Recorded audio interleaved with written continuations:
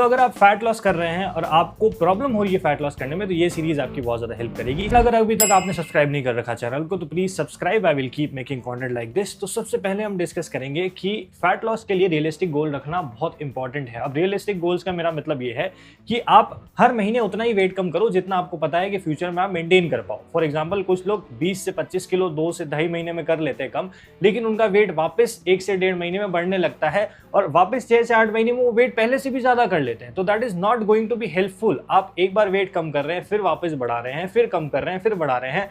आपकी लाइफ इस चीज के लिए और आपकी बॉडी इस चीज के लिए नहीं बनी कि आप इससे स्ट्रगल करते रहो। तो ये सीरीज आपकी हेल्प करने वाली है टू मेक श्योर कि आप कैसे सॉल्व कर सकते हो सारी चीजें। तो this is the first video. 3 से 5 किलो का आप गोल सेट कर सकते हो। अब 3 किलो किसके लिए? जिनका बॉडी वेट 100 किलो से कम है और बॉडी फैट परसेंटेज 25 से 30 के बीच में है। और 5 किलो से 7 किलो उनके लिए है जिनका बॉडी फैट थोड़ा ज्यादा है, जिनका बॉडी वेट थोड़ा ज्यादा है, जो 100 केजी से ऊपर है, 110, 20, 30, 40 केजीज हैं, जिनका बॉडी फैट परसेंटेज 30 से लेकर 40-45 के आसपास है। तो जितना आपका बॉडी फैट है, जितना आपकी बॉडी पे वेट है, उतना आप जल्दी रिड्यूस कर सकते हैं बिना प्रॉब्लम्स के। तो पहली चीज तो ये अक्रॉस हो गई। सेकंड चीज मैं डिस्कस करूंगा आपको कि आप rather than focusing on a lot of cardio, make sure आप मूवमेंट्स भी लर्न कर रहे हो। क्योंकि देखो क्या होता है कि आप जिम में जाओगे, आप खाली कार्डियो करोगे तो तब तक ही आपकी कैलोरीज बर्न हो रही है जब तक आप कार्डियो कर रहे हो।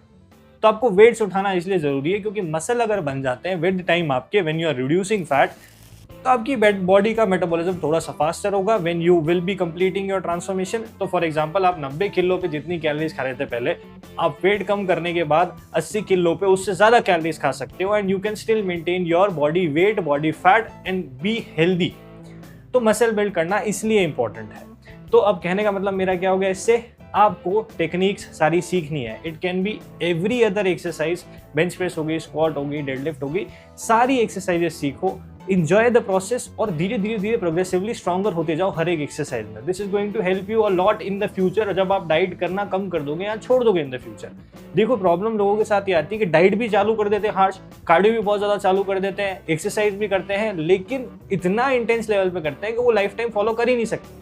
अब आप लाइफ टाइम अगर फॉलो नहीं कर पा रहे हो तो आपको कहीं ना कहीं इश्यू आएगा, बाद में आप छोड़ोगे और ऐसी चीज जो आपने चालू करी थी और बाद में छोड़ दी तो उसके रिजल्ट्स रहेंगे नहीं। आप दो में से एक चीज कर सकते हो कि आप डाइट और वर्कआउट करते रहो रेगुलर और आपकी बॉडी अच्छे से रहेगी। कार्डियो और वर्कआउट करते रहो, डाइट छोड़ दो, बाद में आपकी बॉडी ठीक रहेगी। लेकिन आप ये नहीं कर सकते वर्कआउट भी छोड़ दो, डाइट भी छोड़ दो, कार्डियो भी छोड़ दो और एक्सपेक्ट करो कि भाई भगवान मुझे पतला ही रखना। ऐसा नहीं है, आपको सारी चीजों पर फोकस करना पड़ेगा।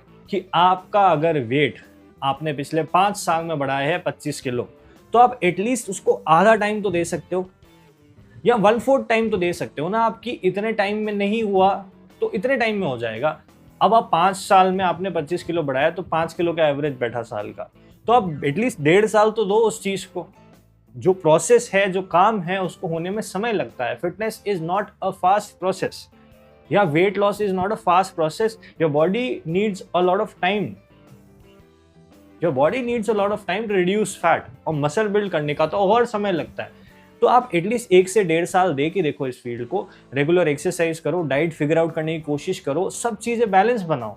क्योंकि आप ये सोच रहे हो कि 3-4 महीने करके फिर मैं छोड़ दूंगा, वो आपके लिए बेस्ट अप्रोच नहीं रहेगी, आपका वेट वापस बढ़ जाएगा।